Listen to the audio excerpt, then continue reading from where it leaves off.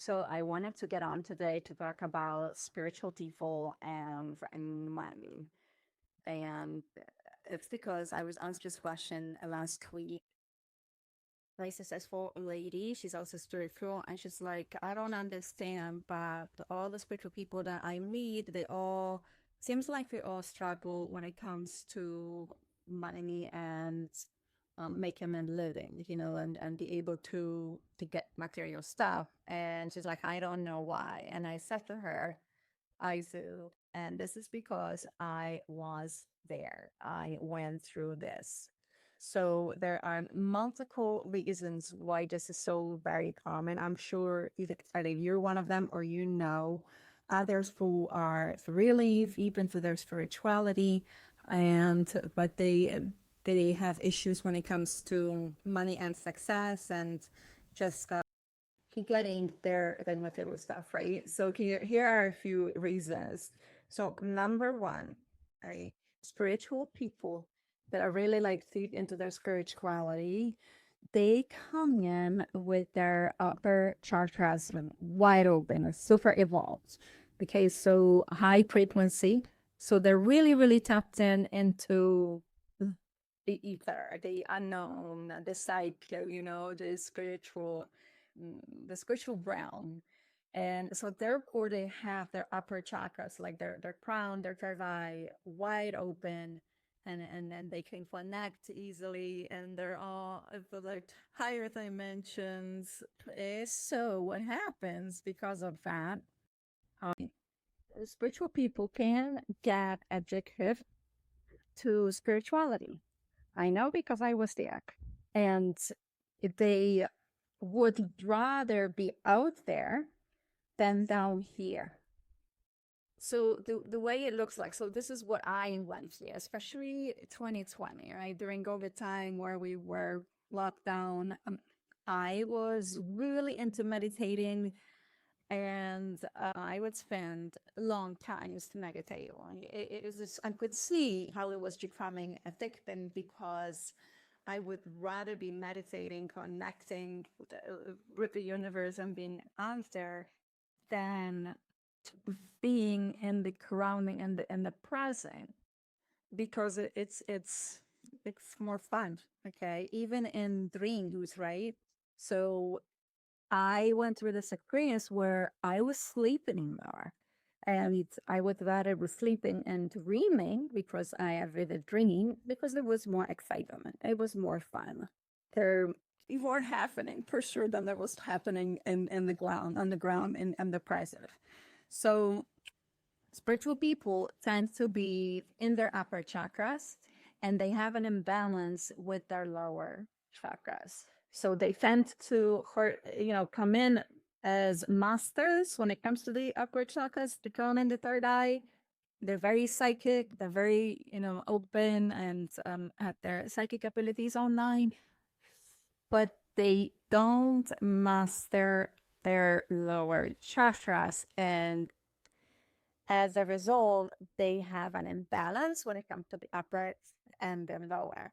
So here's one simple solution that I am a huge advocate at: grounding. That's one helps when, because when you're grounding every single day, every opportunity you have, take your shoes off and go walk for a feet. Even on cement, it works as well.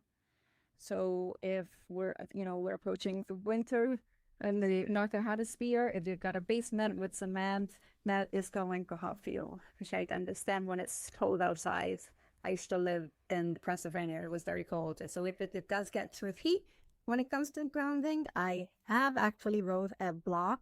I will leave the link below. Um, where I wrote about, it's on my website, I wrote about practical solutions when it comes to grounding and winter, what I used to do before I had the opportunity to leave. So when you're grounding, you are getting, it's like imagine you have roots like a tree coming out of your feet and connecting with Mother Earth, and you feel like you put your roots into the ground.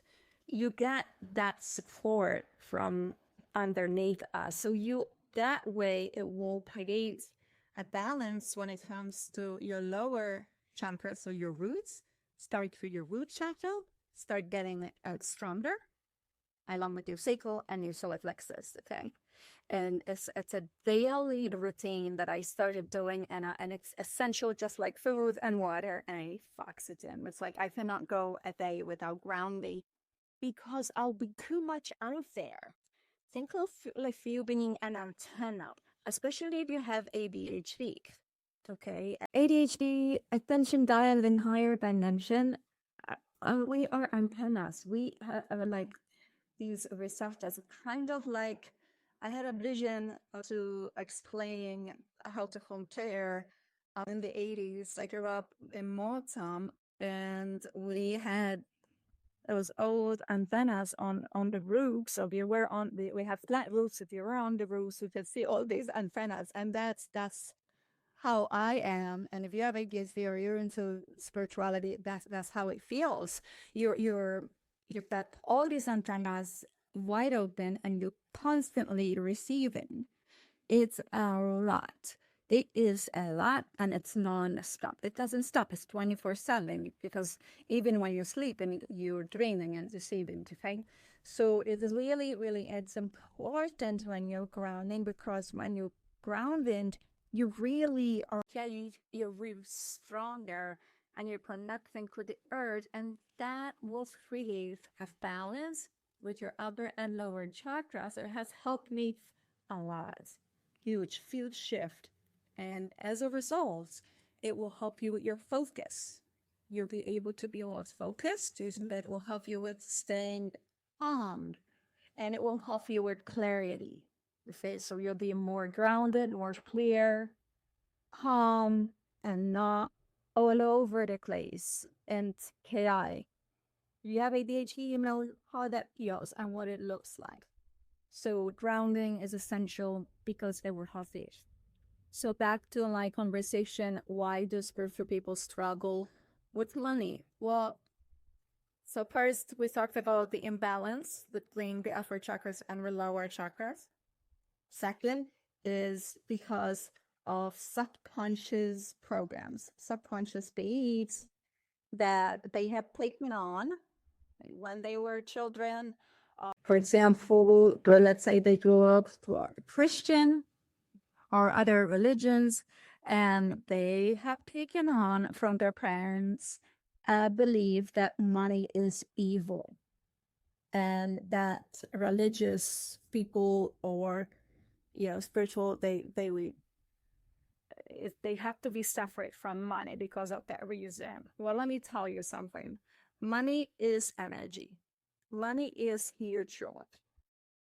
Money becomes evil if it's in the hands of evil people or greedy people. The money will take the form of the people who are handling it. So if you are a compassionate person, and if you are a giver, having more money, you can contribute with more to the world, to the planet. You can help your family more. All right. So money in good hands is not gonna be evil. So that's one very fundamentally. The other beliefs are like, oh, people like us, we don't deserve money, we're unlucky, or we have to work really, really hard, and we have to self-sacrifice for money. So these are blocks that are very common when it comes to money, that are still running in the subconscious. But yeah, when it comes to spiritual people, between their imbalance of chakras and the beliefs of money, where they have to be separated. Oh, if we're spiritual and if we're doing God's work, then we don't need, we can't have money, we don't need money. Well, if money is a tool that is essential to do more, all right? So to do more goods. You can work on bigger projects. You can reach more people for having more.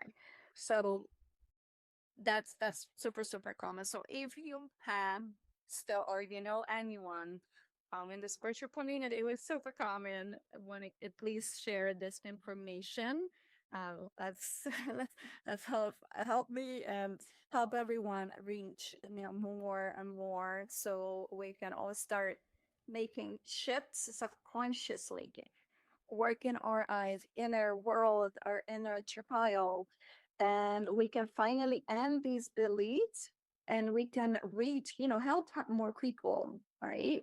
So